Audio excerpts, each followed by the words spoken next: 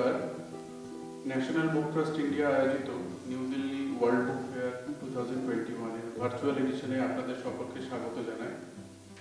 আজকের এই অনুষ্ঠানে আমরা বাংলা ভাষার 5টি বই প্রথম প্রকাশ বা প্রথম আবরণ উন্মোচন অনুষ্ঠানে আমরা উপস্থিত হয়েছি।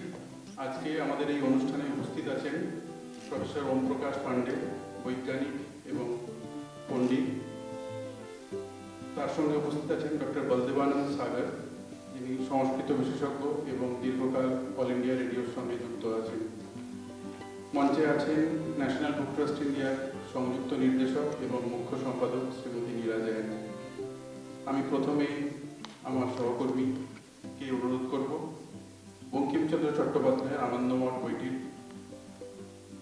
মোড়ক উন্মোচনের জন্য নিয়ে আসার জন্য।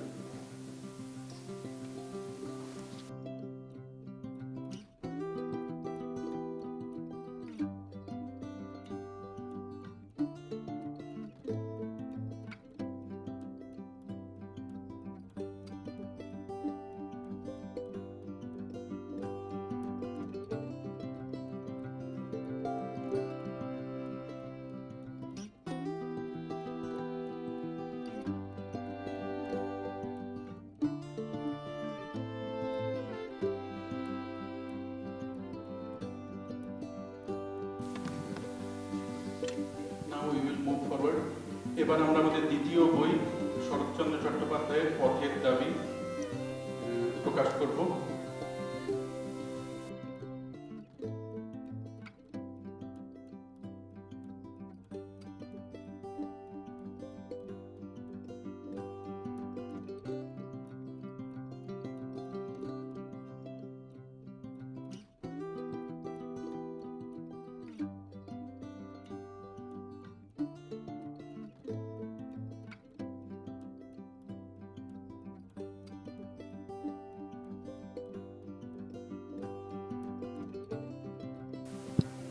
ধন্যবাদ স্যার। এবার আমরা তৃতীয় বইটি প্রকাশ করব, তিতাস একটি নদীর নাম, অদ্বৈত মল্লবর্মণের লেখা নদীকেন্দ্রিক বাংলা উপন্যাস।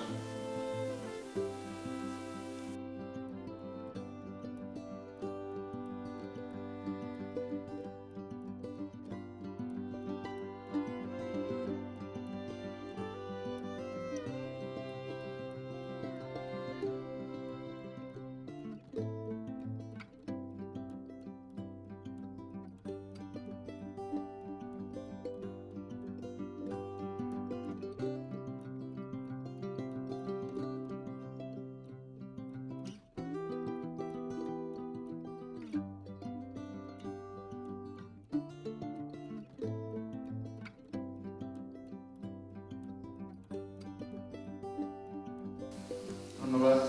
এবার আমরা চতুর্থ বই প্রকাশের জন্য অনুরোধ করব রামমোহন রায় নির্বাচিত রচনা সংগ্রহ।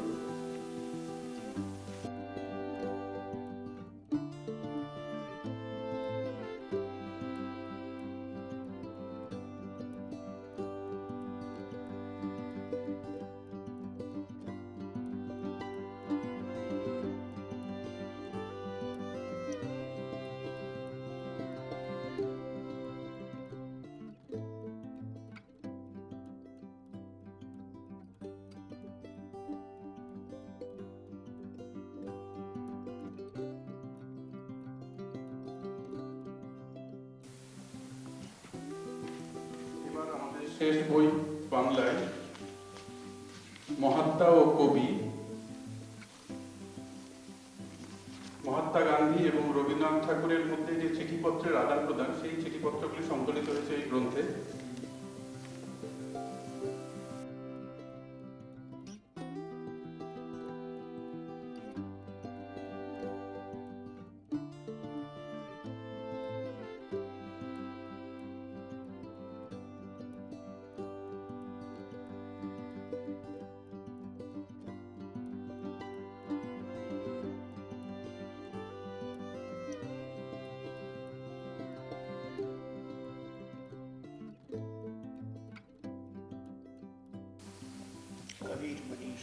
ধন্যবাদ স্যার, সঠিকই বলেছেন যে আমাদের সংস্কৃতিতে, সাহিত্যে, শাস্ত্রে কবিকে প্রজাপতি ব্রহ্মার সঙ্গে তুলনা করা হয়, বলা হয়েছিল কবিদেব ও প্রজাপতি।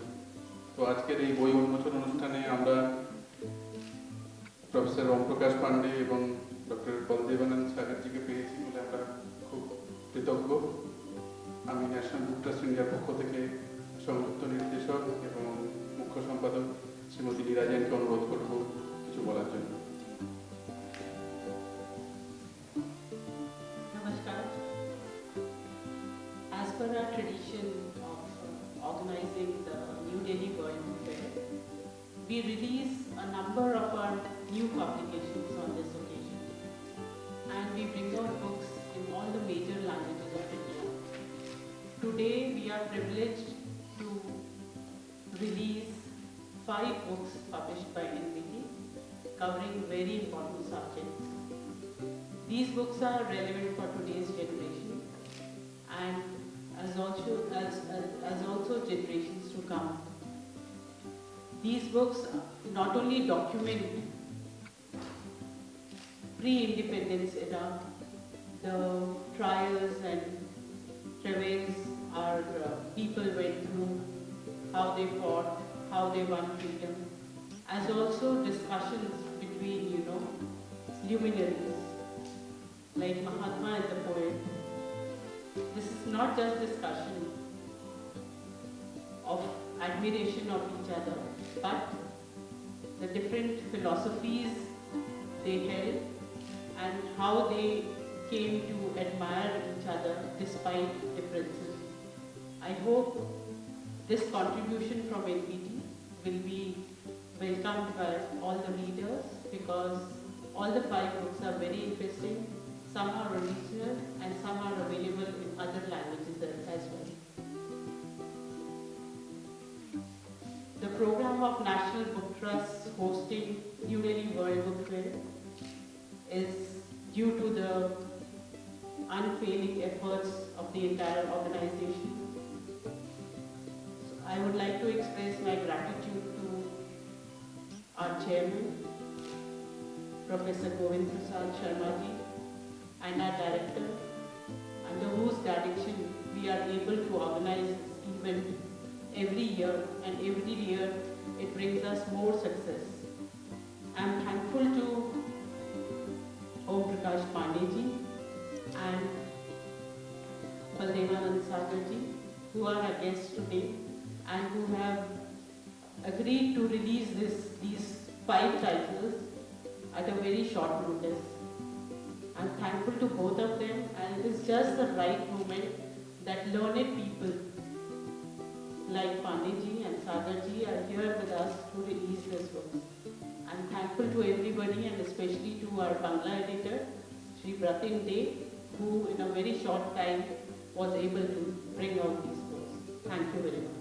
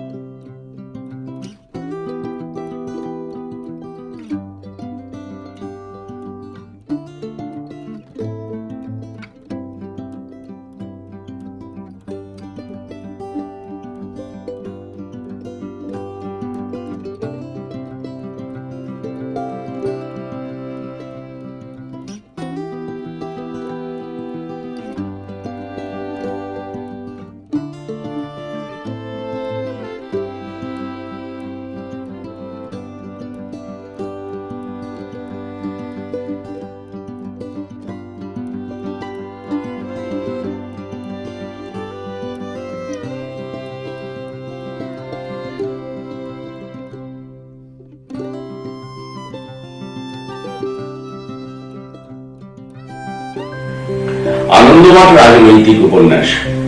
বঙ্কিমচন্দ্র চট্টোপাধ্যায়ের মনে উড়িষ্যা মন্বন্তরের গল্প আঁকা ছিল ছেলেবেলা থেকে। তার সঙ্গে সন্ন্যাসী বিদ্রোহের ইতিহাস অ্যানালসের বই থেকে তিনি সংগ্রহ করেছিলেন, এবং এই দুটি কাহিনী মিলিয়ে তিনি আনন্দমঠ উপন্যাসটি প্রস্তুত করেন। এই উপন্যাস প্রস্তুতির অনেক আগে বঙ্কিমচন্দ্র বঙ্গদর্শন পত্রিকায় আমার দুর্গোৎসব ও একটি গীত বলে দুটি প্রবন্ধ লিখেছিলেন। এই প্রবন্ধ দুটিতে প্রথম বঙ্কিমচন্দ্রের মধ্যে স্বদেশ ভাবনা দেখা গেল। তাকে উৎসাহিত করেছিল সেই সময়কার হিন্দু মেলা, নবগোপাল মিত্রের এবং জোড়াসাঁকোর ঠাকুরবাড়ির সঞ্জীবনী সভা, তার সঙ্গে দ্বিজেন্দ্রনাথ ঠাকুরের লেখা দেশাত্মবোধক গান, সত্যেন্দ্রনাথ ঠাকুরের দেশাত্মবোধক গান বঙ্কিমচন্দ্রকে খুবই উৎসাহিত করেছিল। তার ফলে বঙ্কিমচন্দ্রের মধ্যে দেশপ্রেমের জাগরণ ঘটে এবং তার ফলশ্রুতি আনন্দমঠ উপন্যাস। কিন্তু তারও আগে তিনি রচনা করেছিলেন বন্দে মাতরম সঙ্গীত। এই গানের প্রথম সুর দেন যদুনাথ ভট্টাচার্য। পরবর্তীকালে গানের সুরারোপ করেন রবীন্দ্রনাথ ঠাকুর। রবীন্দ্রনাথ বঙ্কিমচন্দ্রকে এই গানের সুর শুনিয়েছিলেন। বঙ্কিমচন্দ্রের এই সুরটি পছন্দ হয়, তার ফলে সেই সুরটি এখনো ভারতের নানা প্রান্তে গীত হয়। আনন্দমঠ উপন্যাসে মুঘল আমলের শেষ দিকের অরাজকতা, অনৈতিকতা ইত্যাদি একটা ছবি আঁকা আছে। বঙ্কিমচন্দ্র চেয়েছিলেন যে দেশপ্রেমের বন্দনা তিনি বন্দে মাতরম গানে করেছেন, সেই দেশপ্রেমের কথা এখানে প্রকাশ করা, এবং তার জন্য দেশকে তিনি মাতৃস্বরূপা এবং দেবী স্বরূপা রূপে লক্ষ্য করলেন, প্রকাশ করলেন তার অন্তরের ভক্তি। আনন্দমঠ উপন্যাসের মূল যে কাহিনী, তাতে দেখা যাবে জীবানন্দ কল্যাণী কিংবা সত্যেন্দ্র কল্যাণীর ভাগ্য বিপর্যয়ের কাহিনী আছে, কিন্তু সেটা এই উপন্যাসের বাইরের দিক। এখানে বঙ্কিমচন্দ্রের বক্তব্য দেশপ্রেম এবং তার সঙ্গে গীতার 2য় অধ্যায়ে উল্লেখিত যে নিষ্কাম তত্ত্বের কথা বলা হয়েছে, নিষ্কাম ব্রতের কথা বলা হয়েছে, আসক্তিহীন জীবনের কথা বলা হয়েছে, সেটিকে তিনি বঙ্কিমচন্দ্র প্রথম প্রয়োগ ঘটালেন এই উপন্যাসে। আসলে বঙ্কিমচন্দ্র শুধু এই উপন্যাস নয়, এরপর আরো 2টি উপন্যাস দেবী চৌধুরানী ও সীতারামেও গীতার নিষ্কাম তত্ত্বের প্রয়োগ ঘটিয়েছিলেন। আনন্দমঠ উপন্যাসে তার সূচনা। তাহলে দেখা যাচ্ছে একদিকে দেশপ্রেম, জাতীয়তাবাদ, অন্যদিকে আসক্তি থেকে মুক্তি, এই নিয়ে বঙ্কিমচন্দ্রের আনন্দমঠ উপন্যাসের গঠন তৈরি হয়েছে। এই যে উপন্যাস বঙ্কিমচন্দ্র তৈরি করলেন, এতে অনেকে মনে করেন যে এটি মুসলিম বিরোধী, কিন্তু উপন্যাসটি পাঠ করলে দেখা যায় যে মুঘল যুগের ভগ্নস্তূপের উপরে বঙ্কিমচন্দ্র কল্পনা করেছিলেন হিন্দু রাজত্বের পুনঃপ্রতিষ্ঠা। তার ফলে আনন্দমঠ উপন্যাসকে শুধুমাত্র সাম্প্রদায়িক উপন্যাস হিসাবে যারা বলতে চান, সম্ভবত তারা কোথাও একটা ভুল করছেন। জাতীয়তাবাদ যেখানে প্রাধান্য পেয়েছে, যেখানে প্রাধান্য পেয়েছে গীতার নিষ্কাম তত্ত্ব, আসক্তি থেকে মুক্তি, দেশপ্রেম জীবনের মূল কথা, যে উপন্যাসের সারবস্তু, তাকে কোন তত্ত্বে বেঁধে ফেলা খুব মুশকিল। বঙ্কিমচন্দ্রের আনন্দমঠ এই কারণে কালের গণ্ডি পার হয়ে অত্যন্ত গভীরভাবে জনমানুষের মধ্যে প্রবেশ করেছে। তার ফলে এই উপন্যাস আজকের দিনেও খুবই প্রাসঙ্গিক। একই সঙ্গে প্রাসঙ্গিক শরৎচন্দ্র চট্টোপাধ্যায়ের পথের দাবি। পথের দাবি উপন্যাসে শরৎচন্দ্র তিনিও বিপ্লববাদের কথা বলেছেন। তার কারণ আছে। শরৎচন্দ্র যে সময় এই গ্রন্থ রচনা করেন 1921 সালে, প্রথমে এটি বঙ্গবাণী সাহিত্য পত্রিকায় ধারাবাহিক বের হয়, পরবর্তীকালে 1926 সালে এটি গ্রন্থাকারে বের হয়। প্রথমত শরৎচন্দ্র এই বই লিখে কিছুদিন ফেলে রেখেছিলেন। তার কারণ হচ্ছে তিনি মনে করেছিলেন যে পরাধীন ব্রিটিশ রাজত্বে এই গ্রন্থ প্রকাশের কেউ সাহস দেখাবে না। তখন কলকাতার ভবানীপুরে স্যার আশুতোষ মুখোপাধ্যায়ের 3 পুত্র, রমাপ্রসাদ মুখোপাধ্যায়, শ্যামাপ্রসাদ মুখোপাধ্যায় এবং উমাপ্রসাদ মুখোপাধ্যায়, এই ত্রয়ীর উৎসাহে এবং উদ্যোগে পথের দাবি বঙ্গবাণীতে ধারাবাহিক প্রকাশ হতে থাকে। এবং যখন এই গ্রন্থ প্রকাশিত হয়ে থাকে, শুধু সাধারণ পাঠক মহলে যে সারা জেগেছিল তা নয়, এখানে সারা জাগিয়েছিল ব্রিটিশদের মধ্যেও। তার ফলে ব্রিটিশ পুলিশ চেয়েছিল এই পত্রিকার কয়েকটি সংখ্যা বাজেয়াপ্ত করতে, কিন্তু শেষ পর্যন্ত তারা করেননি, কারণ তাদের লক্ষ্য হয়ে দাঁড়ালো যে বইটি একসময় ধারাবাহিক প্রকাশ শেষ হবে, তখন নিশ্চয়ই এটা গ্রন্থাকারে রূপ দেওয়া হবে, তখন পুলিশ বই বাজেয়াপ্ত করবে। শেষ পর্যন্ত 1926 সালে এই গ্রন্থ পথের দাবি প্রকাশিত হয়। যখন শরৎচন্দ্রের সমস্ত প্রকাশক, যারা সাধারণত শরৎচন্দ্রের সমস্ত বই বের করতেন, তারা ভয়ে পিছিয়ে যান, এমনকি অগ্রিম দিয়েও তারা কিছুতেই আর বই ছাপতে সম্মত হলেন না। তখন উমাপ্রসাদ মুখোপাধ্যায় বয়সে তরুণ, তিনি এগিয়ে এলেন। তখন তার বয়স মাত্র 25। তিনি শরৎচন্দ্রকে বলেছিলেন যে এই বই বাজেয়াপ্ত হবে। শরৎচন্দ্র বলেছিলেন যে বাজেয়াপ্ত হলে তো প্রকাশকের জেল হবে। উমাপ্রসাদ বলেছিলেন জেল হলে তো শুধু প্রকাশকের হবে না, লেখকেরও হবে। আপনার সঙ্গে জেলে থাকবো, সে তো মহা সৌভাগ্যের কথা। শরৎচন্দ্র মুচকি হেসে উত্তর দিয়েছিলেন, দেখো জনবাবু, জেলের মধ্যে গড়গড়াটা যেন নিয়ে যেতে পারি। এই জনপ্রিয়তম উপন্যাস পথের দাবি শরৎচন্দ্র যখন রচনা করেন, তখন তিনি হাওড়া জেলা কংগ্রেসের সভাপতি। বস্তুতপক্ষে সেই সময়কার অগ্নিযুগের যারা বিপ্লবী ছিলেন, তাদের সঙ্গে প্রত্যক্ষ যোগাযোগ ছিল শরৎচন্দ্রের। দেশবন্ধু চিত্তরঞ্জন দাস, নেতাজি সুভাষচন্দ্র বসু, এরা শরৎচন্দ্রের সঙ্গে খুব ঘনিষ্ঠ যোগাযোগ রেখে চলতেন। ফলকাতা শরৎচন্দ্র মনে সেই সময় ভারতবর্ষের স্বাধীনতা, অগ্নিযুগের বিপ্লব মনের মধ্যে খুব একটা আলোড়ন তুলেছিল। তারই ফলশ্রুতি পথের দাবি উপন্যাস। পথের দাবি উপন্যাসের অন্যতম প্রধান পুরুষ চরিত্র সব্যসাচী। এই চরিত্রটিকে নিয়েই কিন্তু এই উপন্যাসের ঘূর্ণি জাল। সুতরাং দেখা গেছে যে সব্যসাচী চরিত্রের মধ্যে অনেকে মনে করে যে তখনকার বাস্তব যুগের কিছু অগ্নিযুগের বিপ্লবীদের ছায়া পড়েছে, চরিত্রের ছায়া পড়েছে, যেমন রাসবিহারী বসু, বাঘা যতীন, বিপিন বিহারী গাঙ্গুলি, যাদুগোপাল মুখোপাধ্যায়, সতীশচন্দ্র চক্রবর্তী, মানবেন্দ্র রায়, এইসব অগ্নিযুগের বিপ্লবীদের নানা কীর্তি কাহিনী এই উপন্যাসের প্রধান চরিত্র সব্যসাচীকে গড়ে তুলতে সাহায্য করেছে।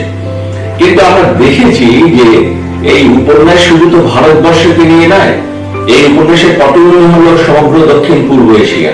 তার ফলে শুধু ভারতের স্বাধীনতা আন্দোলন কিন্তু এই উপন্যাসের উপযোগ্য নয়।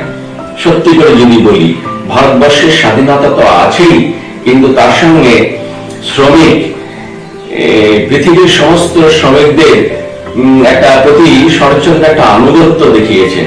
সব্যসাচী এবং তলোয়ার পাড়ের অন্যতম পুরুষ চরিত্র যদি বিশ্লেষণ করি, আমরা দেখতে পাবো যে সমগ্র এশিয়ার শ্রমজীবী মানুষদের মুক্তির দাবি শরৎচন্দ্র এই উপন্যাস করেছেন। তার ফলে দেখা যাচ্ছে যে শরৎচন্দ্রের পথের দাবি শুধু জাতীয়তাবাদী উপন্যাস হয়েই থেমে থাকলো না, এই উপন্যাস একদিকে হয়ে উঠল শ্রমজীবী মানুষের মুক্তির অগ্রদূত হিসেবে দেখা গেল। বাংলা সাহিত্যে এই ধরনের উপন্যাস একেবারে প্রথম বলা যাবে না, তবে অগ্নিযুগের বিপ্লবকে কেন্দ্র করে এর আগে রবীন্দ্রনাথ কয়েকটি গ্রন্থ রচনা করেছিলেন। তারপরেই শরৎচন্দ্র এখানে তার এই জনপ্রিয়তম গ্রন্থটি প্রকাশ করেন, রচনা করেন, এবং দেখা যায় পরবর্তীকালে এই গ্রন্থ বাজেয়াপ্ত হয়। বাজেয়াপ্ত হওয়ার পরে দীর্ঘকাল এই উপন্যাস আর প্রকাশিত হয়নি, কিন্তু ভারতবর্ষ স্বাধীন হওয়ার পর এই উপন্যাস আবার উমাপ্রসাদ পুনঃপ্রকাশ করেন এবং নানান রকম অলঙ্করণ করেন। তার মধ্যে নন্দলাল বসুর ছবি, গোপাল ঘোষের ছবি, এইসব দিয়ে সুসজ্জিত সংস্করণ একটি বের করে দেশ স্বাধীন হওয়ার পর। কিন্তু ততদিনে শরৎচন্দ্র পরলোক গমন করেছিলেন, তিনি এই গ্রন্থের শোভন সংস্করণ দেখে যেতে পারেননি। যাই হোক, বাংলা সাহিত্যের অন্যতম দুটি জাতীয়তাবাদী গ্রন্থ আনন্দমঠ এবং পথের দাবি আজকের দিনে যুগ যুগান্তর পেরিয়ে এসেও সমানভাবে কিন্তু মানুষের মধ্যে আলোড়ন তোলে, সারা জায়গায়। এই কারণে জায়গায় যে এই গ্রন্থের মূল কথা হলো দেশপ্রেম, দেশকে ভালোবাসা, দেশ মাতৃস্বরূপা এবং দেবী স্বরূপা, কিছুতেই তার গৌরব যাতে ক্ষুণ্ণ না হয়।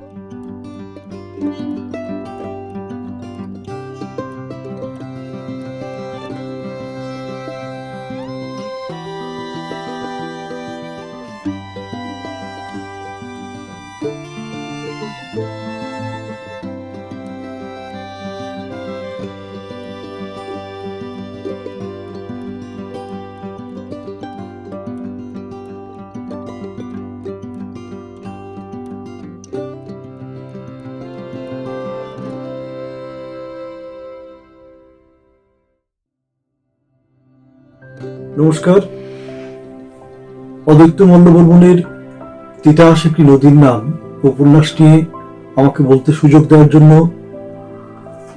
আমি কৃতজ্ঞ ন্যাশনাল বুক ট্রাস্টের কাছে। কৃতজ্ঞতা জানাই ন্যাশনাল বুক ট্রাস্টের চেয়ারম্যান ডক্টর গোবিন্দ জি শর্মার কাছে। কৃতজ্ঞতা ন্যাশনাল বুক ট্রাস্টের ডিরেক্টর লেফটেন্যান্ট কর্নেল যুবরাজ মল্লিককে এবং chief editor and joint director Shrimati Neera জৈনকে।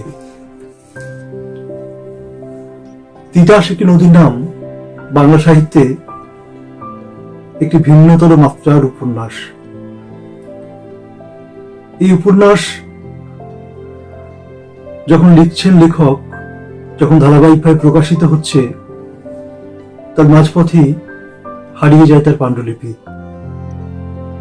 এবং বন্ধুদের অনুরোধে লেখক তার স্মৃতি থেকে আবার সেই লেখা, সেই উপন্যাস লিখতে শুরু করেন।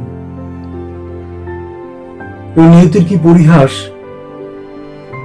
তিনি বই যখন মুদ্রিত হলো বই আকারে, তিনি দেখে যেতে পারলেন না, কারণ 1363-তে বই হিসেবে প্রকাশিত হলো, তার আগে লেখক চলে গেছেন। বাংলা উপন্যাসে এমন একটা উপন্যাসের যে ইতিহাস, সেখানে এরকম একটি নদী কেন্দ্রিক উপন্যাস নিঃসন্দেহে বিরল। নদী নিয়ে বাংলা সাহিত্যে নদীর দুপারের জীবন, নদী কেন্দ্রিক জীবন নিয়ে বাংলা সাহিত্যে উপন্যাসের সংখ্যা কম নয়। শুধু উপন্যাসের কথাই বা বলবো কেন, গল্প, চলচ্চিত্র, শিল্পের নানা মাধ্যমে নদী এসেছে। বাংলা সাহিত্যের উপন্যাসের ধারায় এরকম কিছু নদী কেন্দ্রিক উপন্যাসের কথা যদি বলি, যেমন প্রমথনাথ বিশির পদ্মা, তারাশঙ্কর বন্দ্যোপাধ্যায়ের কালিন্দী, কাজী আব্দুল ওদুদের নদীবক্ষে, নারায়ণ গঙ্গোপাধ্যায়ের মহানন্দা, হুমায়ুন কবিরের নদী ও নারী, আব্দুল জব্বারের ইলিশমারির চর, মানিক বন্দ্যোপাধ্যায়ের পদ্মা নদীর মাঝি, সমরেশ বসুর গঙ্গা, বিভূতিভূষণের ইছামতি, মুস্তাফা সিরাজের তৃণভূমি, এরকম অসংখ্য উপন্যাস এর নাম চলে আসে। মনে পড়ছে সেলিনা হোসেনের পোকামাকড়ের ঘর বসতি। এই সমস্ত উপন্যাস যখন পাঠক পড়েন, তখন সেখানেও নদীর জীবন, নদী কেন্দ্রিক জীবনের কথা ঘুরে ফিরে আসে। কখনো সেই সব মানুষজনই উপন্যাসের চরিত্র। এবং তিতাস একটি নদীর নাম, অদ্বৈত মল্লবর্মণের যে উপন্যাস, সেই উপন্যাসে নদীর চর এবং নদী কেন্দ্রিক যে জীবিকা, জীবন, সেই হয়ে উঠছে মুখ্য। অদ্বৈত মল্লবর্মণ ত্রিপুরার ব্রাহ্মণবাড়িয়ার গোকর্ণঘাটে জন্মেছিলেন। সেখানে ত্রিপুরার মাসিক ত্রিপুরা তিনি সাংবাদিকতা শুরু করেন, সেখানকার পত্রপত্রিকায় লেখেন। এরপর কলকাতা জীবন তার শুরু হয়। কলকাতায় আসার পর কলকাতার বিভিন্ন পত্রপত্রিকায় তিনি লেখালেখি শুরু করেন। তারপর সাগরময় ঘোষের অনুরোধে দেশ পত্রিকায় যোগদান করেন। বুদ্ধদেব বসুর এক পয়সা একটি গ্রন্থ সিরিজে লিখে তিনি প্রথম পাঠকের দৃষ্টি আকর্ষণ করলেন। এবং অদ্বৈত মল্লবর্মণের যে সুখ্যাতি, তার যে লেখা, সেটা সুবিস্তৃত হয়, তার সুখ্যাতি ছড়িয়ে পড়ে, লেখার সৌরভ ছড়িয়ে পড়ে। তখন মোহাম্মদী বলে একটি পত্রিকা প্রকাশিত হতো, সেখানে তিনি তিতাস একটি নদীর নাম ধারাবাহিকভাবে লিখতে শুরু করলেন। আর সেই লিখতে লিখতেই একদিন তার রাস্তার মাঝে পাণ্ডুলিপি গেল হারিয়ে। তারপর বন্ধুদের অনুরোধে ফের রচনা করলেন স্মৃতি থেকে, স্বপ্ন থেকে, তার সেই বিখ্যাত উপন্যাসটি। অদ্বৈত নিজে আসলে মালব সম্প্রদায়ের লোক ছিলেন, সেই জন্য তার যে দেখার ভঙ্গি সেটা কোথাও তার উপন্যাস থেকে দূরে সরে গিয়ে নয়, উপন্যাসের জীবন, উপন্যাসের চরিত্র, তাদের সংলাপ সেখান থেকে দূরে সরে গিয়ে নয়, তিনি নিজে সেই জীবন দেখেছেন এবং তার যে বড় হওয়া সেটাও সেই জীবন ছুঁয়ে ছুঁয়ে। ফলে তিনি তিনি তিনি তিনি জানেন যে অর্থ না থাকার বা এই যে দারিদ্রের মধ্যে দিয়ে যে সংগ্রাম, সেটা তিনি নিজেই কাছ থেকে অনুভব করেছেন। এই উপন্যাসটাই 4টি খণ্ডের মধ্যে দিয়ে, 4টি অধ্যায়ের মধ্যে দিয়ে তিনি কাহিনীকে এগিয়ে নিয়ে গেছেন। প্রথমটি তিতাস একটি নদীর নাম, দ্বিতীয় খণ্ড নয়া বসত, জন্ম মৃত্যু বিবাহ, তৃতীয় খণ্ড রামধনু, আর চতুর্থ খণ্ড দুরঙা প্রজাপতি ভাসমান। এই প্রতিটি অধ্যায়ের মধ্যেই যে সমস্ত চরিত্ররা এসছে তারা চর, নদী কেন্দ্রিক জীবন, সেখানে ফসল উৎপাদন, মালিক শ্রেণীর যে অত্যাচার, এই সংগ্রাম, এই করুণ কাহিনী বর্ণিত হয়েছে লেখার মধ্যে দিয়ে। অশোক মিত্র বলছেন যে 1951 সালের 16 এপ্রিল চলে গেলেন অদ্বৈত তার 37 বছরের জীবনে। মানিকের পদ্মা নদীর মাঝিতেই তখন নিমজ্জিত ছিল বলে তিতাস একটি নদীর নাম শুনে মনে হয়েছিল মল্লবর্মণ হয়তো মানিকবাবুর অনুসরণে লিখেছেন, আর সে কারণে ওই উপন্যাসটির প্রতি অতটা উৎসাহিত হয়নি। মৃত্যুর বেশ অনেক দিন পরে গ্রন্থটি পড়ে আমার মনে হলো মল্লবর্মণের বাইরের জগৎ পরিধি ব্যক্তি সমাজ চিত্রণের গভীরতা যেন মানিকবাবুর থেকেও অনেকখানি বেশি এবং সাবলীল। এই যে এই সাবল্যতার কথা বলছেন অশোক মিত্র, একই কথা বলছেন অন্যান্য উপন্যাস সমালোচকরাও। প্রত্যেকের কথাই যে যারা জলের উপর জলটুঙ্গি বাঁধা যে জীবন সংগ্রাম এবং সংশয়াতীত ভাবে যে জীবন অনিশ্চিত, সেই জীবন কাটিয়েছেন অদ্বৈত।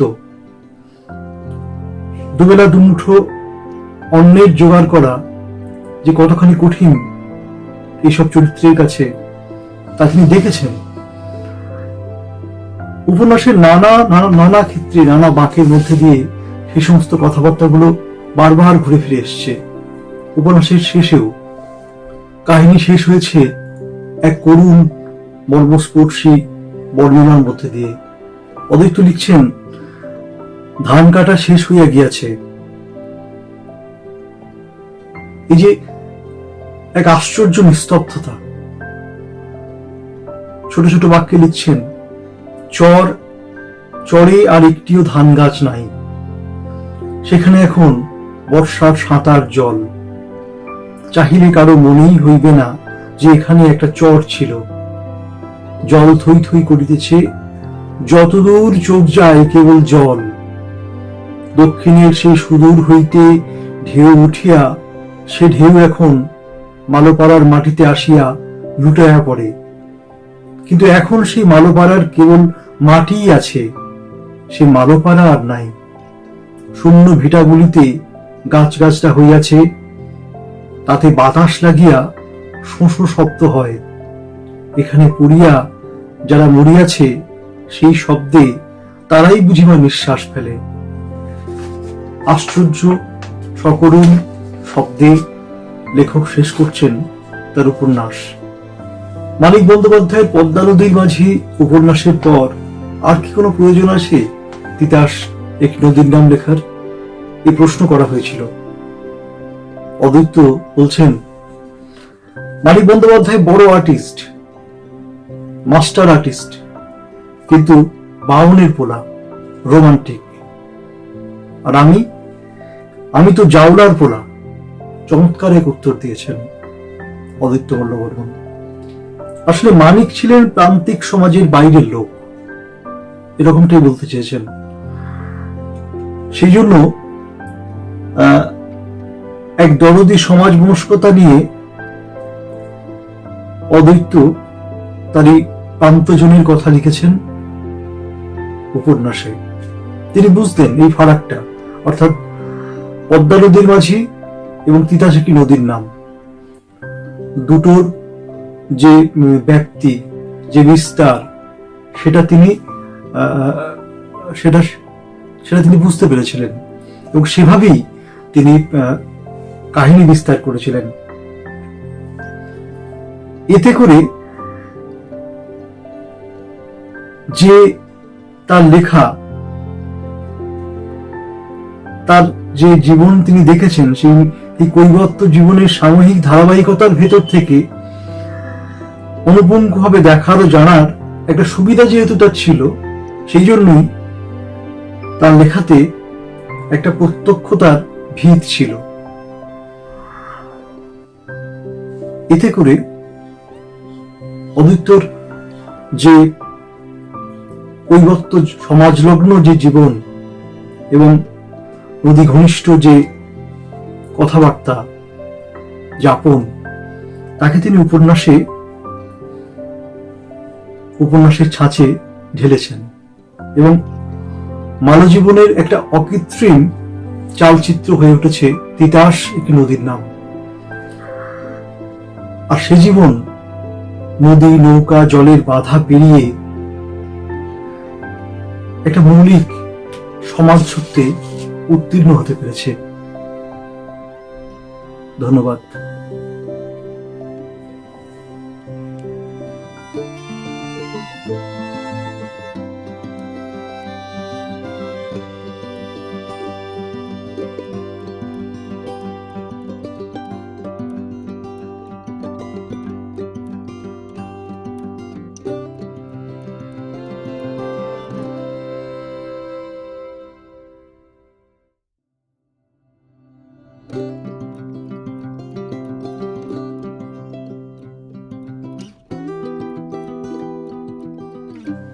এমন একটা কথা দিয়ে যদি শুরু করি, আমার প্রিয় শ্রোতাদের উদ্দেশ্যে বলছি যে 1815 খ্রিস্টাব্দে রংপুর থেকে জন ডিগবির দেওয়ান রামমোহন রায় কলকাতায় এসে পদার্পণ করার প্রায় সঙ্গে সঙ্গে ফাদার অফ মডার্ন ইন্ডিয়ার আবির্ভাব ঘটল। দেওয়ানি করেছেন, বাণিজ্য করেছেন, ভোগীর জীবনযাপন করেছেন, এসব বাইরের বৈভবের কথা, তা নিয়ে গল্পগুজব গড়ে উঠেছে।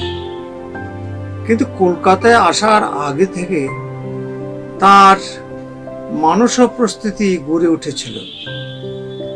নাবালক অবস্থায় বাড়ি ছেড়ে তিব্বতে গেছেন, আরবি ফার্সি ভাষা শিখেছেন উত্তম রূপে।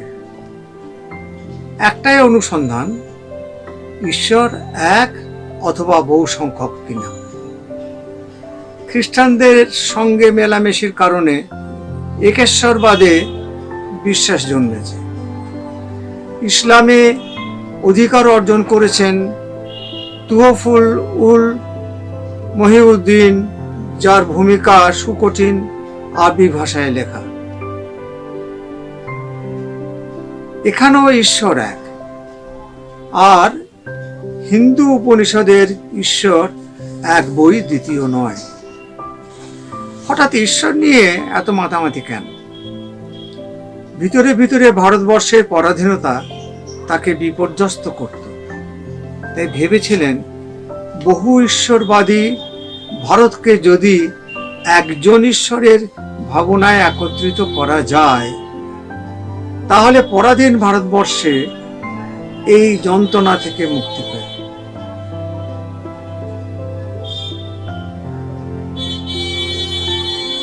গ্লানি মোচন হতে পারে। ভারতের ধর্মীয় ঐক্যতায় তাঁর প্রাথমিক সাধনার বিষয় হয়ে উঠেছিল।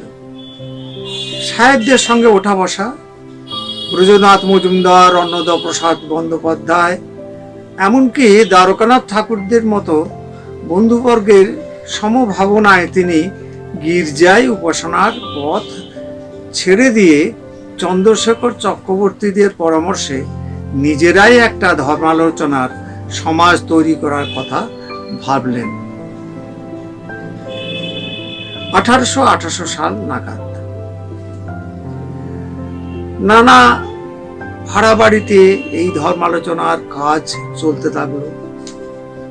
একটা বিস্ময়কর ব্যাপার ঘটলো, বেদকে ব্রাহ্মণের অধিকার থেকে সরিয়ে এনে সর্বসাধারণের মধ্যে পাঠ্য করলেন। পার্সি বালকেরা তার স্বরচিত গান গাইতে লাগলেন এবং মুসলমান খোদাবক্স পাখোয়াজ বাজাতে লাগলেন। সর্বধর্মের মানুষদের একত্র করার এই অভিনব পরিকল্পনায় গঠিত হলো আত্মীয় সভা, যেখানে ধর্মের ঐক্য ভাবনায় জন্ম হলো এই সভার। ব্রহ্মই সত্য এই বিশ্বাসে অচিরে এখানে ব্রাহ্ম সমাজ স্থাপিত হলো। 1830 সালে এর মন্দির পর্যন্ত নির্মিত হলো। বন্ধু অ্যাডাম সাহেব ত্রিশ্বরবাদ বিশ্বাস ছেড়ে একেশ্বরবাদী হলেন। লোকে বললেন সেকেন্ড ফল অফ অ্যাডাম। রামমোহনের এই দুঃসাহসিক কাজ রক্ষণশীল বঙ্গবাসীদের একেবারে ক্ষিপ্ত করে তুলল। ধর্ম যায় যায় বলে তারা জিগির তুলে বসলেন, রামমোহনের কাজের প্রতিবাদ করতে লাগলেন। রামমোহন বাংলা ব্রাহ্মণ সেবদী, সংবাদ কৌমুদী, মিরাতুল আকবর পত্রিকা প্রকাশ করিলেন। মুখ্য তিনটি কারণ, এতে সত্যের ভিত্তি প্রচার করা যাবে। অমনি হৈ হৈ করে তার প্রতিপক্ষের দল লিখিতভাবে তার প্রতিবাদ করতে লাগলেন।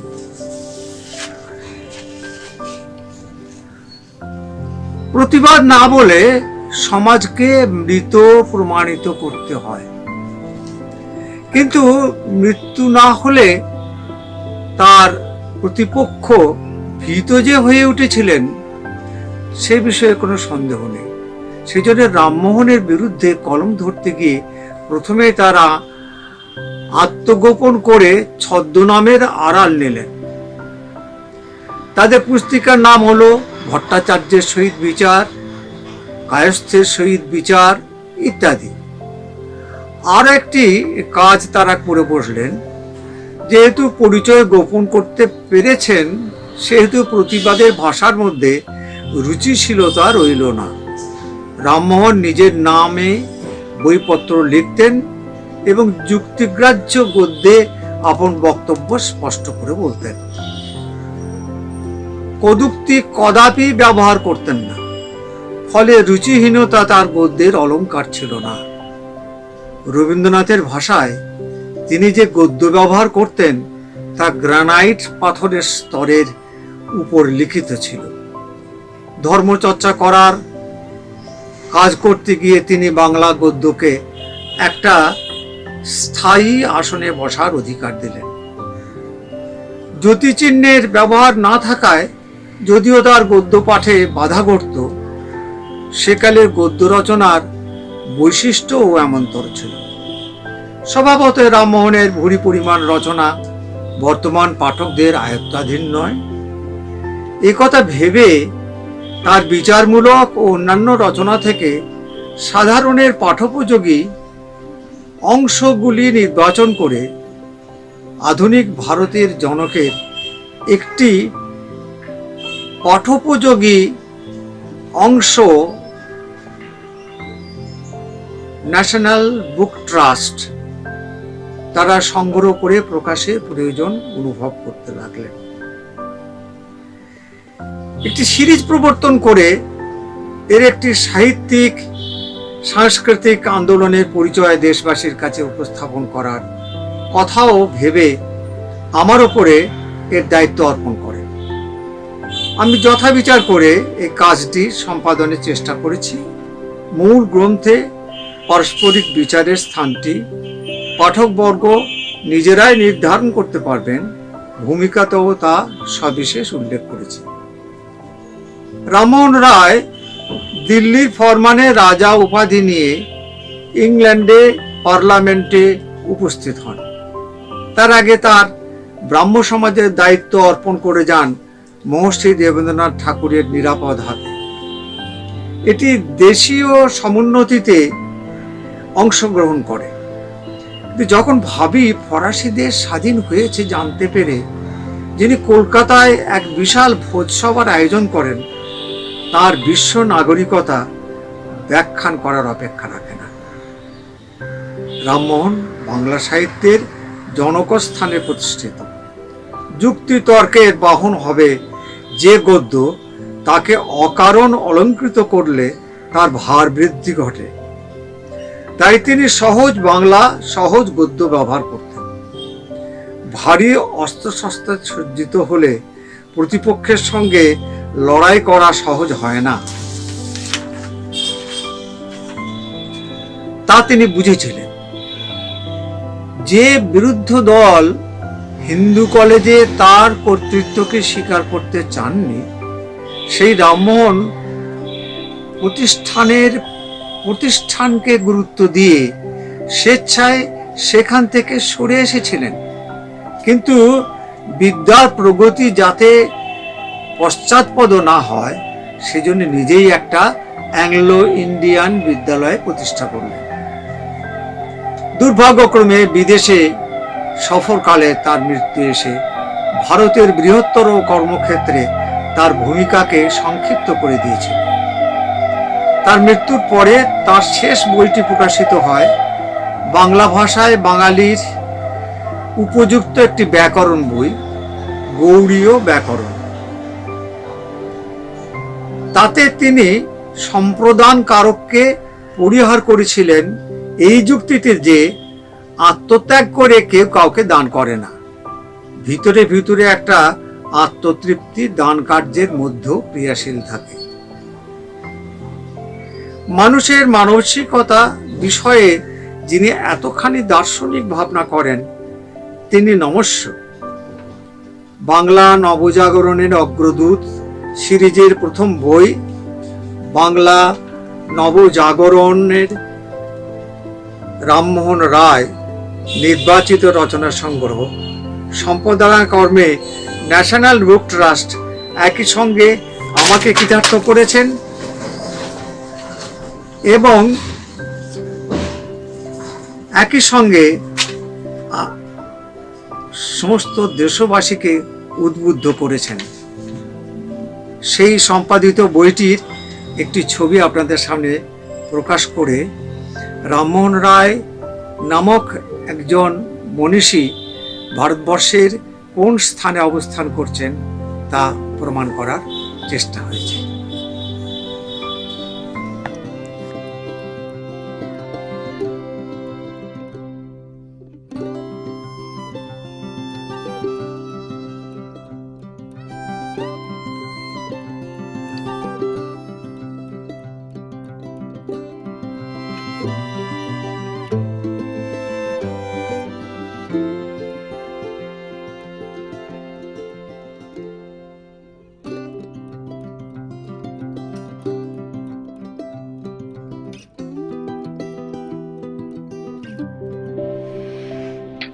মোহনদাস করমচাঁদ গান্ধী ও রবীন্দ্রনাথ ঠাকুর 19 শতক পরবর্তী ভারতীয় ইতিহাসে বোধহয় সবচেয়ে চর্চিত নামগুলোর মধ্যে দুটো। আর আন্তর্জাতিক ক্ষেত্রেও এই দুই ব্যক্তির পরিচিতির ব্যাপ্তির সঙ্গে পাল্লা দিতে পারে এমন ভারতীয় বোধহয় বিরল। তবে এই দুজনের কর্মক্ষেত্র আলাদা। রবীন্দ্রনাথ মূলত কবি, সাহিত্যিক, শিক্ষাবিদ, আবার গান্ধী একজন রাজনৈতিক নেতা, জননেতা। কিন্তু আদতে এরা দুজনেই ছিলেন দার্শনিক। গভীর জীবন দর্শন থেকেই এরা নিজের নিজের কর্মক্ষেত্রে কাজ করে গেছেন। আর আমাদের সৌভাগ্য যে ইতিহাসের কোন এক অমোঘ নিয়মে এই দুই সুবিশাল মানুষ পরস্পরের কাছে এসেছিলেন, পরস্পরের দর্শন সম্পর্কে পরম কৌতূহল বোধ করেছিলেন, আর সেই সঙ্গে পরস্পরকে লিখে গেছেন একের পর এক চিঠি। সেই সব চিঠির মধ্যে কোনটি অপরের জীবনবোধ সম্পর্কে শ্রদ্ধায় বিনত, কোনটি ভিন্ন মত হয়ে যুক্তিতে শানিত এবং ঋজু, আবার কোনটি গভীর বেদনা বোধে বিধুর, কোনটি বা অভিমানে গাঢ়। গান্ধী ও রবীন্দ্রনাথের ব্যক্তিগত মনোজগতের এই সন্ধান, এই দুই বিশাল চিন্তাবিদের মধ্যে যুক্তির যে মহাযুদ্ধ, তা হয়তো আমাদের কাছে অধরাই থেকে যেত যদি না সদ্য প্রয়াত ঐতিহাসিক সব্যসাচী ভট্টাচার্য মহাশয় গান্ধী এবং রবীন্দ্রনাথের পরস্পরকে লেখা চিঠিপত্রের বিপুল সম্ভারটি সম্পাদনা করে ন্যাশনাল বুক ট্রাস্ট থেকে the Mahatma and the poet, letters and debates between Gandhi and Tagore 1915 to 1941 এই নামের সংকলনটি প্রকাশ না করতেন।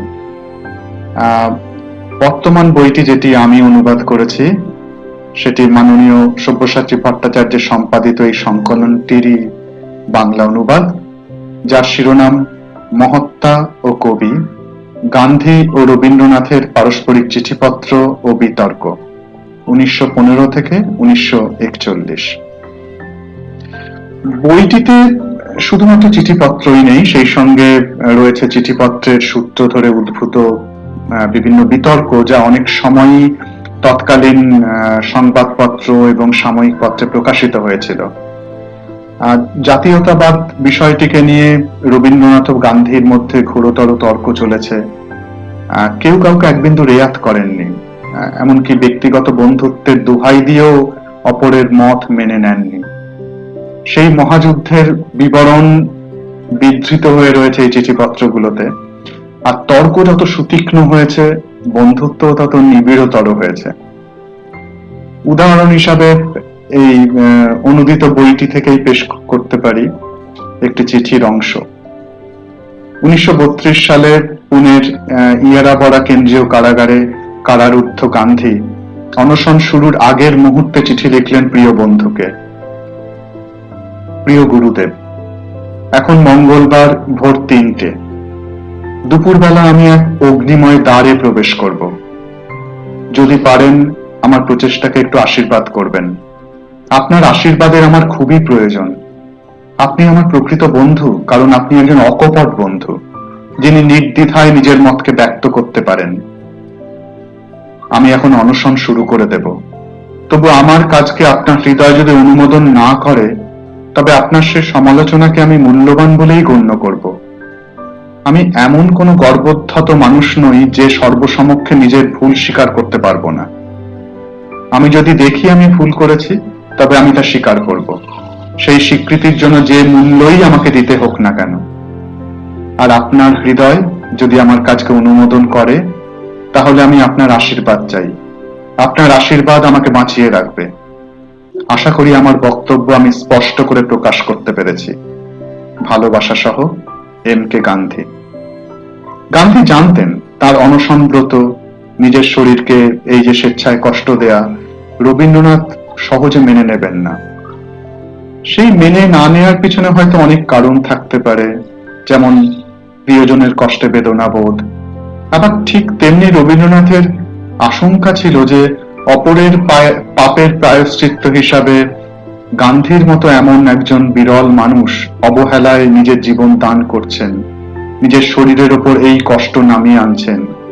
তার এই প্রচেষ্টা কি আদৌ নিষ্ঠুর শাসকদের আন্দোলিত করতে পারবে? দেশের সাধারণ মানুষরা গান্ধীর এই বলিদানের মর্ম ঠিকঠাক বুঝতে পারবে তো? 71 বছর বয়সী কবি তার অনুজ বন্ধুকে লিখলেন, আমার ঐকান্তিক আশা যে এই ধরনের জাতীয় ট্র্যাজেডি যেন আমাদের উদাসীনতার চরম অবস্থা প্রাপ্ত না হয়।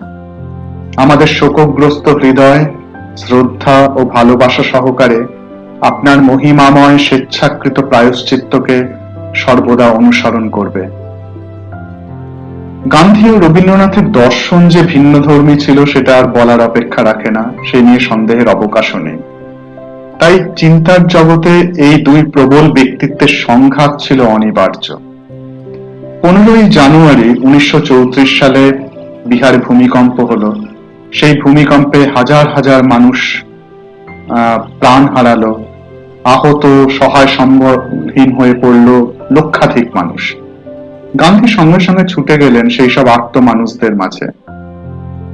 সেখানে গিয়ে বেদনার্ত হৃদয়ে বললেন, এই ভূমিকম্প আসলে এক ঐশ্বরিক দণ্ড। আমরা হরিজনদের বিরুদ্ধে অস্পৃশ্যতা নামের যে পাপ প্রতিনিয়ত করে চলেছি, তারই শাস্তি দিয়েছেন ঈশ্বর। রবীন্দ্রনাথ গান্ধীর এই মন্তব্য যখন জানলেন, তখন তিনি খুব বিস্মিত হলেন। 28শে জানুয়ারি চিঠি লিখে তিনি গান্ধীকে জানালেন সরাসরি, আমার পক্ষে এই মন্তব্য বিশ্বাস করা কঠিন, কিন্তু যদি সত্যি এ আপনার মন্তব্য হয় তবে তা তর্কাতীত থাকা উচিত নয়।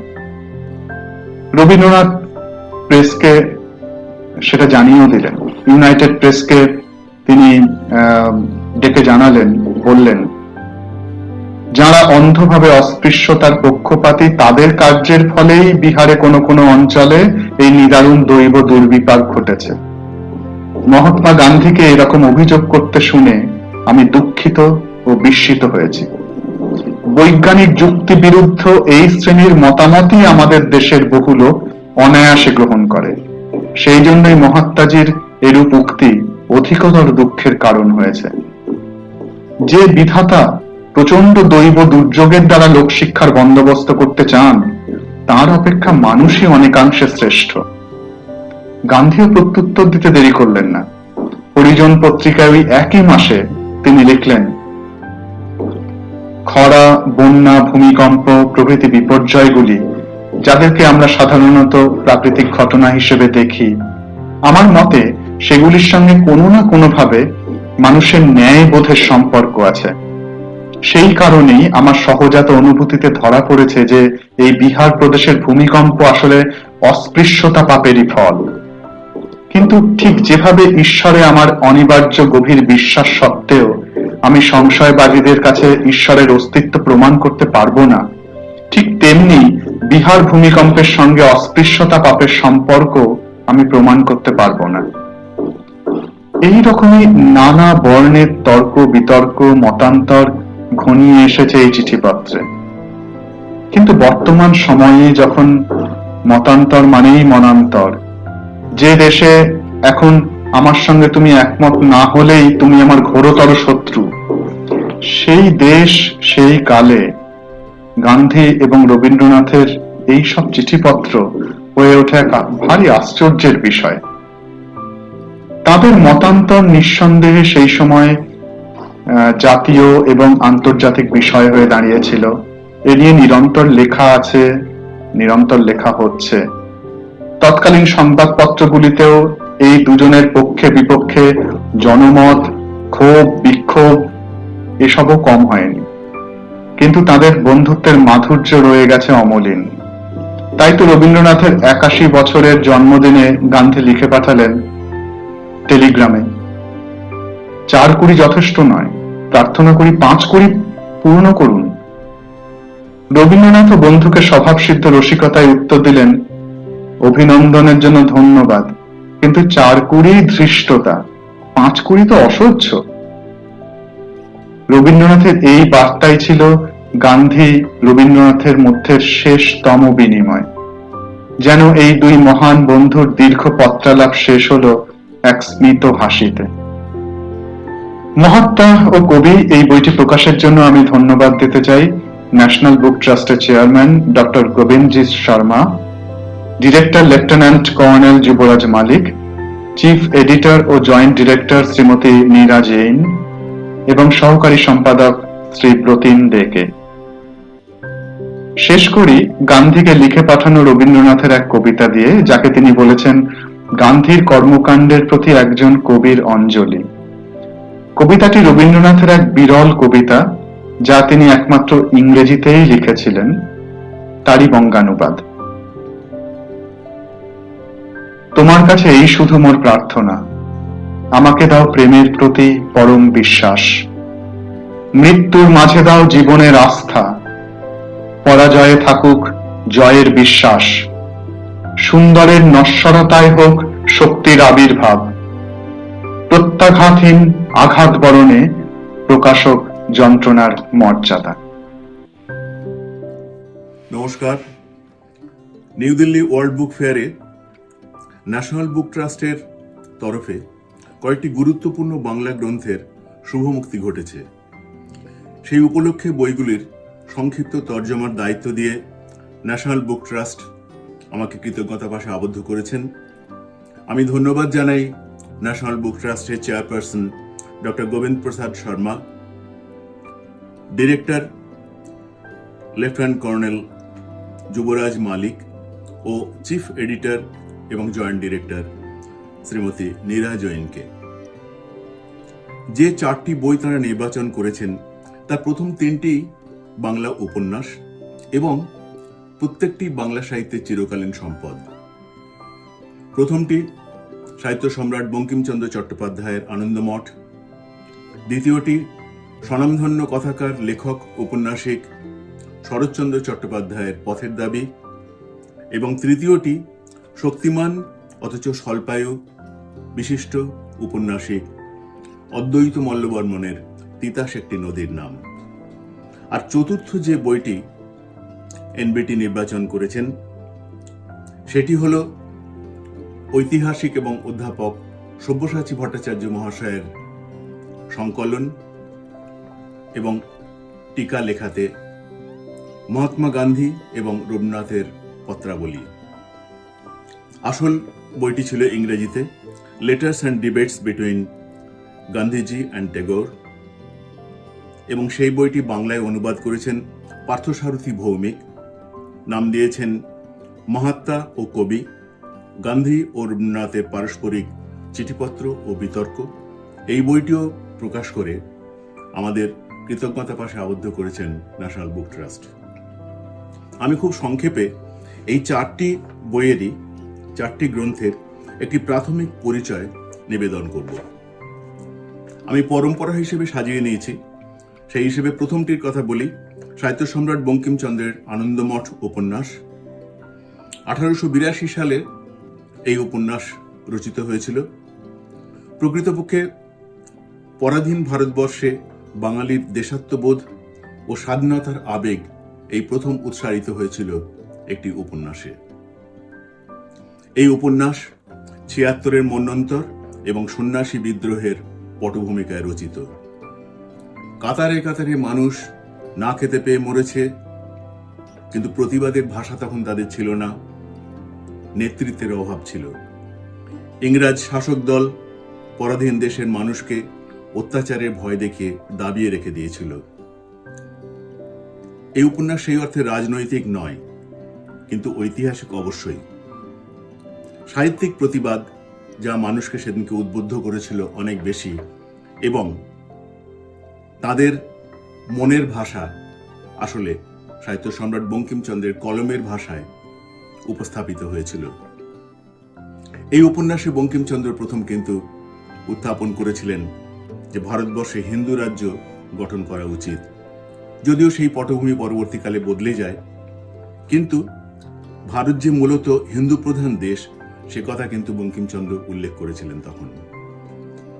আমাদের আলোচ্য দ্বিতীয় বইটি হচ্ছে পথের দাবি, শরৎচন্দ্র চট্টোপাধ্যায়ের। এই বইটি প্রথম উপন্যাসের প্রায় 40-45 বছর পরে 1925 সালে এই উপন্যাস লিখিত হয়েছিল। তখনও কিন্তু পরাধীন ভারতবর্ষে এবং ভারতবর্ষের শাসনের বিরুদ্ধে প্রতিবাদ গর্জে উঠেছিল শরৎচন্দ্রের এই উপন্যাসে। এই উপন্যাস স্বাধীনতা আন্দোলনের পটভূমিকায় লেখা হয়েছিল এবং বলা উচিত বাংলা উপন্যাসের প্রথম রাজনৈতিক সংস্করণ এটি, কিংবা অন্য কথায় এইটি বাংলার প্রথম রাজনৈতিক উপন্যাস।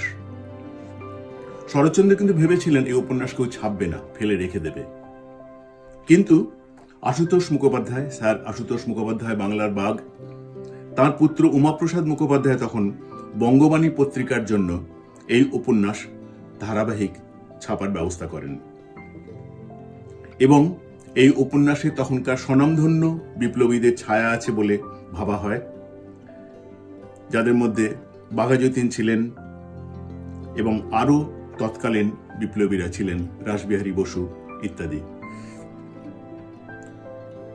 কিন্তু এই উপন্যাস ব্রিটিশ সরকার ছাপতে দেবে না এবং বাজেয়াপ্ত করবে, এটাই ধরে নেওয়া হয়েছিল। কিন্তু তার আগেই উপন্যাসের 3000 কপি কিন্তু ছাপা হয়ে গিয়েছিল। আর এই উপন্যাস কেন্দ্র করে শরৎচন্দ্র এবং রবীন্দ্রনাথ, দুই বিশিষ্ট কথাকার, একজন বড় রবীন্দ্রনাথ এবং বয়সে ছোট শরৎচন্দ্র, তাদের মধ্যে কিছু মতান্তর হয়েছিল। কিন্তু এই মতান্তর কিন্তু মনান্তর পর্যন্ত গড়ায়নি। তার কারণ দুজনেরই উদারতা, দুজনেরই শিক্ষা এবং সম্পর্ক।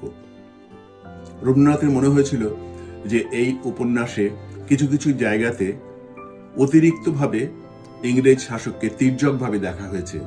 কিন্তু শরৎচন্দ্র বলেছিলেন যে আমার স্বতঃস্ফূর্তভাবে মনে যা এসেছে আমি সেই কথা লিখেছি, কিন্তু আপনি যখন বলেছেন তখন আমাকে ভেবে দেখতে হবে যে আমি এই উপন্যাসের আর কোনো সংশোধন পরবর্তীকালে করব কিনা। কিন্তু এখনো পর্যন্ত আমি আমার নিজের সাহিত্যবোধের কাছে সৎ থাকার চেষ্টা করেছি। এই এত বড় একটি কথা বলা তাদের পক্ষে সম্ভব যারা কিন্তু এই মাপের লেখক হন শেষ পর্যন্ত। আমাদের তৃতীয় আলোচ্য উপন্যাসটি হচ্ছে তিতাস একটি নদীর নাম, অদ্বৈত মল্লবর্মণের। অদ্বৈত মল্লবর্মণের এটি নদী হিসেবে, নদীকে অবলম্বন করে লেখা উপন্যাস। একটি অদ্ভুত ব্যাপার হচ্ছে এই উপন্যাসের পাণ্ডুলিপি প্রথমে হারিয়ে গিয়েছিল এবং অতঃপর অনেক কাঠখড় পোড়ানোর পরে এই উপন্যাস নতুন করে আবার ছাপার ব্যবস্থা হয়েছিল। এই উপন্যাসের একটি বিশিষ্ট এবং বিশেষ ঘটনা এই যে অদ্বৈত মল্লবর্মণ নিজে লেখক হিসেবে যে সম্প্রদায়কে নিয়ে লেখা এই উপন্যাস, তিনি ছিলেন সেখানকার মানুষ। একটি নদীর উৎস থেকে মোহনায় যাওয়ার সঙ্গে সঙ্গে কিভাবে তার সঙ্গে জড়িয়ে থাকা মানুষেরও জীবনে জোয়ার ভাটা আসে যায়, তাদের উত্থান পতন ঘটে, তাদের আনন্দ, দুঃখ, প্রেম, ভালোবাসা, পাওয়া, হারানো, বিচ্ছেদ, জন্ম, মৃত্যু, এই সমস্ত কিছুই ছিল এই তিতাস একটি নদীর নাম উপন্যাসের উপজীব্য। নদীর সঙ্গে সঙ্গে মানুষের জীবন কিভাবে পরিবর্তিত হয়েছে নিজের চোখের সামনে দেখে যে অভিজ্ঞতা সঞ্চয় করেছিলেন অদ্বৈত মল্লবর্মণ, উপন্যাসের পাতায় পাতায় তিনি সেটাই উল্লেখ করার চেষ্টা করেছেন। নদী নিয়ে উপন্যাস বাংলা সাহিত্যে কম নেই। প্রখ্যাত 3 বন্দ্যোপাধ্যায়ের যে উপন্যাস, পদ্মা নদীর মাঝি মানিক বন্দ্যোপাধ্যায়ের বিভূতিভূষণের ইছামতি, তারাশঙ্কর বন্দ্যোপাধ্যায়ের হাঁসুলি মাকের উপকথা, এই 3টি মূল বই ছাড়াও সমরেশ বসুর গঙ্গা এবং অদ্বৈত মল্লবর্মণের তিতাস অতি উল্লেখযোগ্য। এই কটি উপন্যাস ছাড়া বিশেষভাবে আরো যে বইটির কথা উল্লেখ করতে হবে, যেটার কথা আমি প্রথমে আপনাদের জানিয়েছি, সেটি হচ্ছে মহাত্মা ও রবীন্দ্রনাথের মধ্যে এই চিঠিপত্রের বই। এই দুই বিশাল ব্যক্তিত্ব এবং তাদের বলা উচিত আন্তর্জাতিক ব্যক্তিত্ব এবং চিন্তাবিদ, তাদের দুজনের পরিচিতি কিন্তু ভিন্ন। মহাত্মা তিনি সমাজ সংস্কারক, তিনি রাজনীতিবিদ, রবীন্দ্রনাথ বিশ্বকবি এবং বিরাট সাহিত্য ব্যক্তিত্ব। তাদের মধ্যে 1915 থেকে 1941 রবীন্দ্রনাথের প্রয়াণ পর্যন্ত প্রভূত চিঠিপত্রের আদান প্রদান হয়েছিল। এই গ্রন্থটি হচ্ছে মূলত সেই চিঠিপত্রের সংকলন এবং ইতিহাসবিদ অধ্যাপক সব্যসাচী ভট্টাচার্য এই সংকলনটি করে আমাদের দেশের একটি বড় উপকার করেছেন এবং সেই উপকারটিকে ন্যাশনাল বুক ট্রাস্ট বই হিসেবে প্রকাশ করে আমাদের কৃতজ্ঞতা ভাজন হয়েছেন। পরবর্তীকালে অবশ্যই তার বাংলা অনুবাদ বাঙালিদেরও যথেষ্ট পরিমাণে সাহায্য করেছে। এই উপন্যাসের উপন্যাস নয়, এই বইটির মধ্যে তাদের মধ্যে চিঠিপত্রের যে সমস্ত জিনিস প্রতিফলিত হয়েছে তাতে বোঝা গেছে যে তাদের মধ্যে বিভিন্ন বিষয়ে কিন্তু মতান্তর ছিল, কিন্তু কখনোই মনান্তর হয়নি। তাদের এই চিঠির মধ্যে ছিল শ্রদ্ধা, যুক্তি, বেদনাবোধ, জীবনবোধ, আবার মান অভিমান এবং বিতর্কও ছিল কিন্তু, এবং সেই বিতর্কের কথা বিভিন্ন পর্যায়ে বিভিন্ন রকম ভাবে উপস্থাপিত হয়েছে এক একটি চিঠিতে। সব্যসাচী ভট্টাচার্য মহাশয় এই সংকলন করেছিলেন এবং তিনি প্রথম থেকেই ভেবেছিলেন যে এটি বাংলা সাহিত্যেরও একটি উল্লেখযোগ্য সংযোজন হবে। মহাত্মা গান্ধী 1934 সালের জানুয়ারি মাসে যখন বিহারে ভূমিকম্প হয়েছিল, তখন তিনি বলেছিলেন যে এটা ঈশ্বরের অভিশাপ। তার কারণ মানুষের পাপ এত বেশি বেড়ে গেছে যে সেখানে ঈশ্বর আর চুপ করে থাকতে পারেননি। কিন্তু মহাত্মা গান্ধীর এই মতবাদকে রবীন্দ্রনাথ কিন্তু মানতে পারেননি। তিনি লিখে জানিয়েছিলেন যে আমি আপনার কাছ থেকে এই মতবাদ আশা করি না। তার কারণ রবীন্দ্রনাথ ছিলেন কিন্তু বৈজ্ঞানিক দৃষ্টিভঙ্গি দিয়ে জীবনকে দেখার অনুসারী। কিন্তু এত এই সমস্ত মতবাদ এবং মতের ভিন্নতা থাকা সত্ত্বেও তাদের মধ্যে কখনোই কিন্তু সম্পর্ক নষ্ট হয়নি এবং রবীন্দ্রনাথের মৃত্যু পর্যন্ত গুরুদেব বলে সম্বোধন করে মহাত্মা গান্ধী কিন্তু তার সঙ্গে যোগাযোগ রেখেছিলেন। দিল্লি ওয়ার্ল্ড বুক ফেয়ার থেকে এই বইগুলির শুভমুক্তি নিঃসন্দেহে পৃথিবীর 28 কোটি বাঙালির কাছে এক চিরকালীন সম্পদ হয়ে থাকবে বলে আমরা মনে করি। নমস্কার।